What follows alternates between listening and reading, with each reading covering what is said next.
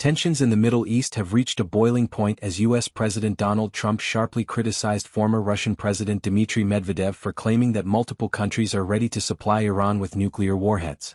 The provocative statement follows U.S. military strikes on 3 Iranian nuclear facilities, Fordow, Natanz and Isfahan, late Saturday, June 21, 2025. The strikes, hailed by Trump as a major success, have plunged the region into a dangerous new phase of conflict, with global powers now weighing in. On Monday, Trump took to Truth Social to address Medvedev's remarks, expressing alarm over the casual mention of nuclear proliferation.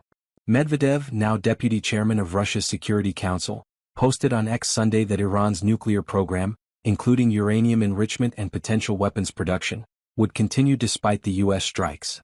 He claimed a number of countries were prepared to provide Iran with nuclear warheads, though he did not specify which nations. Given Russia's historical support for Iran's nuclear ambitions and its role in the 2015 Iran nuclear deal, which Trump exited in 2018, the statement has raised serious concerns.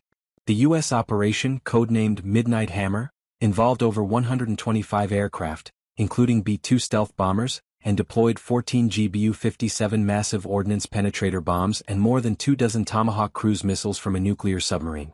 Trump praised the mission, noting all missiles hit their targets precisely.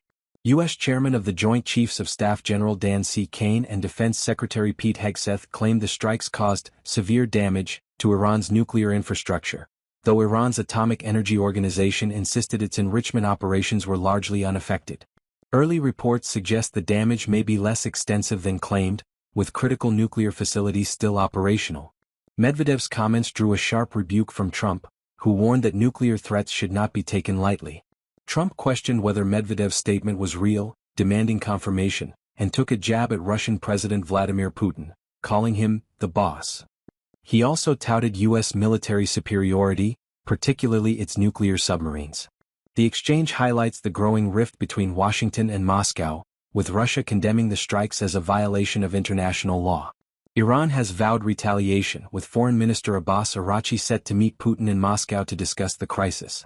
Iran's Revolutionary Guard called U.S. bases in the region vulnerable, while President Masoud Pezeshkian warned of consequences for U.S. aggression.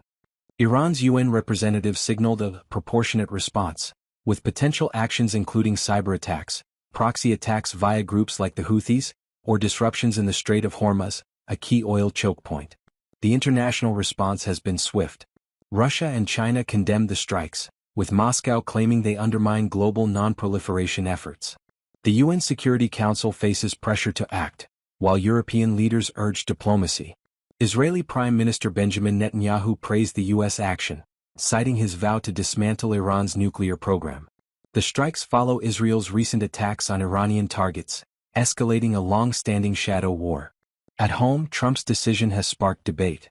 Republicans like House Speaker Mike Johnson were briefed in advance, but Democrats, including Senate Minority Leader Chuck Schumer, were informed only after the strikes, prompting accusations of overreach.